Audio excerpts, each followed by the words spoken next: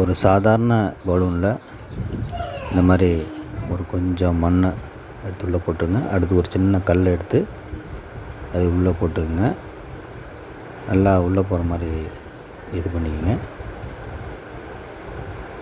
இந்த பலூனில் பார்த்தீங்கன்னா எதுவுமே இல்லை, கல், இந்த சின்ன அந்த கொஞ்சம் மண்ணை தவிர வேறு எதுவும் அதில் இல்லை. நல்லா நீங்களே பார்க்குறீங்க. இதில் காற்றோ வேறு எந்த விதமான பொருளும் இது தவிர வேறு எதுவும் இல்லை. இதனால் எப்படி சுழற்சி மூலம் காற்று வருதுங்கிறத நீங்கள் பார்க்க போகிறீங்க. இந்த சுழற்சி விசையினால் எப்படி காற்று வருங்கிறத நீங்கள் பார்க்க போகிறீங்க.